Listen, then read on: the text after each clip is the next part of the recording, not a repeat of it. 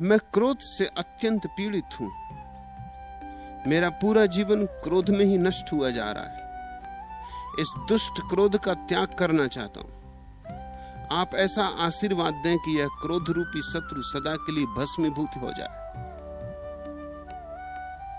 प्रश्न में भी क्रोध है,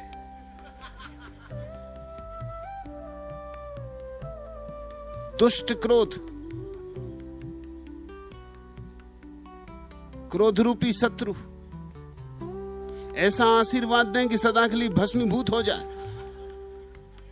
तुम मुझे भी फंसाओगे। मैं कोशिश कर रहा हूं कि किसी तरह तुमको स्वर्ग ले चलूं, तुम मुझे भी नरक ले चलने का इरादा रखते हो।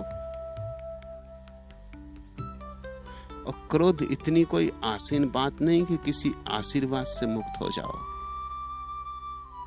क्रोध तुम्हारी जड़ों में छिपा है। क्रोध कुछ ऐसा ऊपर से आरोपित थोड़ी है, कुछ ऐसा थोड़ी कि वस्त्र पहन लिए उतार दिए।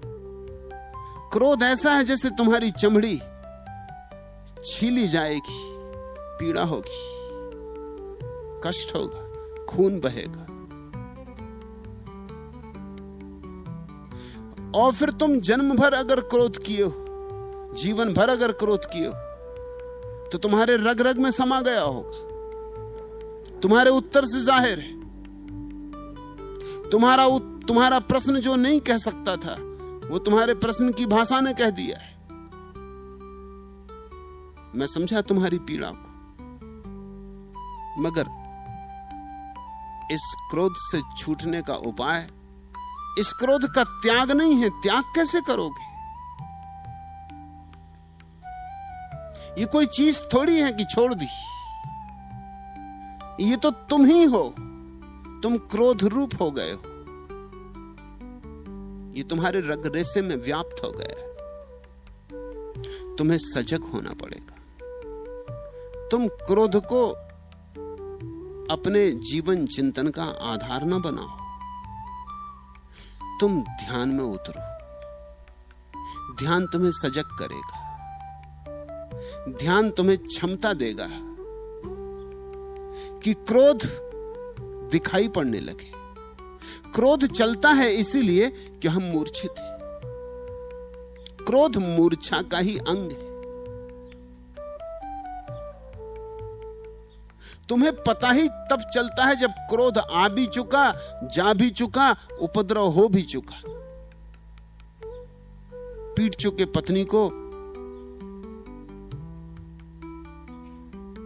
तोड़ चुके चीजें,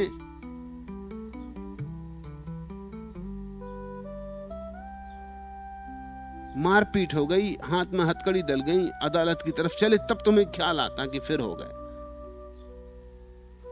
जैसे जैसे होश बढ़ेगा तो पहले तुम्हें ख्याल आएगा, इतने बाद नहीं, जब क्रोध मौजूद होगा, जब तुम्हारी मुट्ठियां भिज रही होंगी और दांत क्रोध से भर रहे होंगे और जबड़े क्रोध से उन्मत्त हो रहे होंगे, तब तुम्हें याद आ जाएगा कि क्रोध है, ये हो रहा है।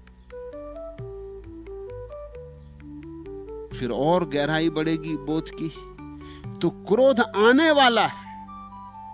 आकाश में बादल गिरे, अभी बरसे नहीं, और तुम समझ लोगे कि क्रोध आने वाला है। जब इतना ध्यान तुम्हारा गहरा हो जाएगा कि क्रोध के आने के पहले तुम्हें दिखाई पड़ जाएगा कि आता है, तब तुम मुक्त हो पाओगे। इसके पहले तुम मुक्त ना हो सकोगे। इसके पहले तुम कस्में खाओ, व्रत लो, नियम लो, आशीर्वाद मांगो, ये सब काम नहीं आएंगी बातें। ये सब बहाने हैं। तुम जैसे हो वैसे ही रहोगे। और मैं जानता हूं कि आशीर्वाद भी तुमने पहली दफे नहीं मांगा होगा, पहले भी मांग चुके होगे। और जब भी आशीर्वाद न फलेगा तो तुम यही सोचोगे कि ये संत भी बेकार निकला, ये महात्मा भी किसी काम के नहीं, आशीर्वाद ही काम नहीं आया। जैसे कि महात्मा की जिम्मेवारी है कि तुम्हारा क्रोध दूर होना चाहिए। यह जिम्मेवारी तुम्हारी। क्रोध को त्यागा नहीं जाता। क्रोध को जाना जाए तो क्रोध धीरे धीरे धीरे शमित होता है। क्रोध का दमन नहीं करना होता, समन होता है। क्रोध तुम्हारे चित्त की एक विक्षिप्त अवस्था है। क्रोध में तुम क्षण भर के लिए पागल हो जाते, वो अस्थाई पागलपन है। इस पागलपन का कैसे त्याग करोगे? ये तुम्हारे भीतर से उठता है, और जब उठता है तब तुम होते कहां हो? एक आदमी अपने मकान पर चढ़ा खड़ा था, अकबर की सवारी निकलती थी, उलझुल गालियां बकने लगा अकबर को। अकबर बहुत हैरान हुआ। आदमी पकड़वा लिया गया, जेल में डाल दिया गया। दूसरे दिन सुबह उसे बुलाया अदालत में और कहा कि तू होश में है? क्या बक रहा था? क्यों गालियां दी तूने? तुझे पता नहीं कि सम्राट के साथ कैसा व्यवहार करना? उस आदमी ने कहा, मैंने कभी गालियां दी ही नहीं। अकबर ने कहा, यह भी हद हो गई, मैं खुद ही मौजूद था, अब कोई गवाह की जरूरत है? उस आदमी ने कहा, यह मैं कह नहीं रहा कि आप मौजूद नहीं थे, आप रहे होंगे मौजूद, मैं मौजूद नहीं था, मैं शराब पिए था, मुझे होश ही नहीं है कि मैंने क्या किया। क्रोध में भी तुम ऐसी ही बेहोश अवस्था में होते हो। तुम जाके रसायनविद से पूछो, चिकित्सक से पूछो, होता है क्या क्रोध में?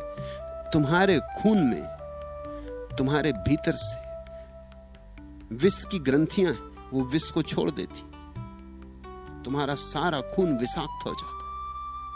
उस विषाक्त अवस्था में तुमने शराब बाहर से पी कि भीतर से आई, इससे क्या फर्क पड़ता है? फिर तुम जो करते हो तुम अपने होश में नहीं हो। ऐसा बहुत बार हुआ है कि लोगों ने हत्याएं कर दी हैं और उन्होंने होश में नहीं की, विक्षिप्त अवस्था में हो गई। तुम ये छोटी सी कहानी सुनो।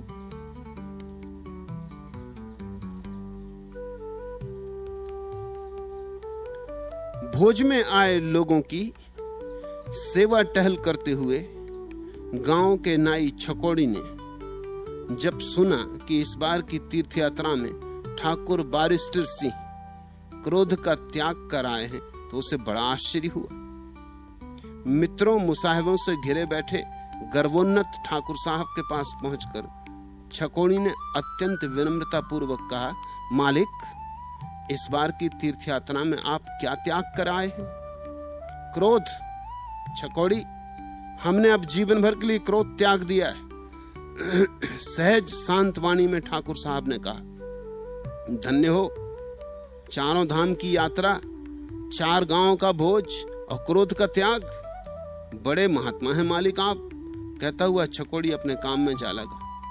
थोड़ी देर बाद वह फिर लौटा और ठाकुर साहब को भोज की सुव्यवस्था की जानकारी दी और निहायत मुलामियत से बोला, इस बार तीर्थों में हुजूर क्या छोड़ा है?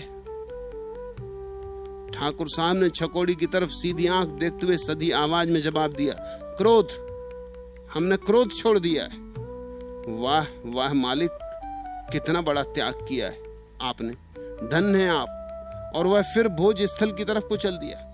कुछ क्षणों में छकोड़ी फिर लौटा और इधर उधर की बातें करता हुआ ठाकुर साहब से बोला धीरे से, माई बाप, तीर्थों में इस बार आप क्या त्याग कर आए?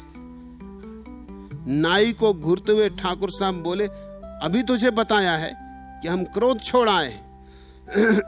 हो मालिक, धन्य हो, धन्य हो। थोड़ी देर बाद फिर छकोड़ी आया और चुपचाप ठाकुर साहब के पांव दबाने लगा। फिर उठा और उनके पांव छूता हुआ बोला, हुजूर, अब की तीर्थ यात्रा में आपने कौन सा त्याग किया? इस बार ठाकुर साहब ने जैसे ही नाई का प्रश्न सुना कि उनकी आंखें लाल हो गईं, भुएं तिरछी हो गईं, कड़कदार आवाज में बोले, अबे नौवे, 10 बार तुझसे कहा है हम क्रोध का त्याग कर आए हैं, तू बहरा है क्या? जी सरकार, क्रोध त्याग कर आपने बड़ा भारी पुण्य का काम किया, धन है आप। ओंठों ओंठों में मुस्कुराता हुआ छकोड़ी चला गया। अब की बार थोड़े अधिक विलंब से वह लौटा। ठाकुर साहब यार दोस्तों के साथ बातों में मशगूल थे। चांदी के गिलास में ठाकुर साहब को पानी पेश करते हुए छकोड़ी ने कहा, हुजूर। छकोड़ी का स्वर सुनते ही ठाकुर साहब की आंखें कपाल से जा लगी। भौचक छकोड़ी थोड़ा पीछे को खिसका। ठाकुर साहब ने अपना जूता उठाया और छकोड़ी भागा। आगे आगे पानी का गिलास लिए छकोड़ी नाई और पीछे पीछे हाथ में जूता लिए हुए ठाकुर बारिस्तर सिंह। नएट्टा, साला छत्तीसा, कमीन, हमने 50 बार हरामी के पिल्ले से कहा कि हमने क्रोध छोड़ दिया है, फिर भी साला क्रोध छोड़ा नहीं जाता।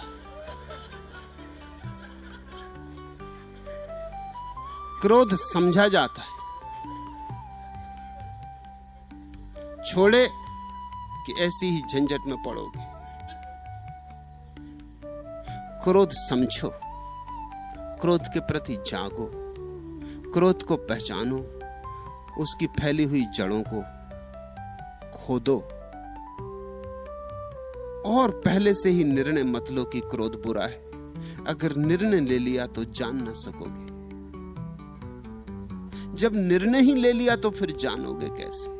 जानने के लिए निर्णय मुक्त मन चाहिए।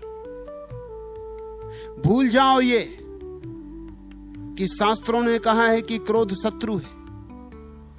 तुमने अभी नहीं जाना, और जब तक तुमने नहीं जाना शास्त्र दो कौड़ी के। भूल जाओ ये कि क्रोध जहर है, ये तुमने अभी नहीं पहचाना, और तुम्हारी पहचान हो तो ही इस बात में कुछ अर्थ है, अन्यथा यह सब बकवास है। छोड़ी दो सारे निर्णय और निष्कर्ष कि क्रोध क्या है। निर्णय शून्य, निष्कर्ष रहित।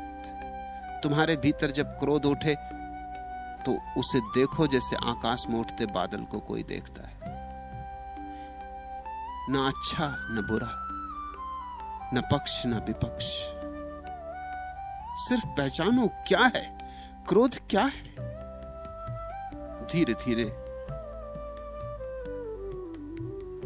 क्रोध जब होगा तभी तुम्हारी आंख खुलेगी, और धीरे धीरे क्रोध के आने के पहले उसकी हल्की सरसराहट मालूम होगी और तुम्हारी आंख खुलेगी, और अंततः सरसराहट भी ना होगी। कोई दूसरा आदमी स्थिति पैदा करेगा, गाली देगा, अपमान करेगा। उसके गाली और अपमान देते ही तुम जानोगे कि स्थिति मौजूद है। अगर मैं मूर्छित हो जाऊं तो क्रोध होगा। अगर मैं सजग रहूं, होशपूर्ण रहूं, अगर ये दिया होश का जलता रहे तो क्रोध नहीं होगा। होश में क्रोध विसर्जित हो जाता है, जैसे प्रकाश में अंधेरा नहीं होता।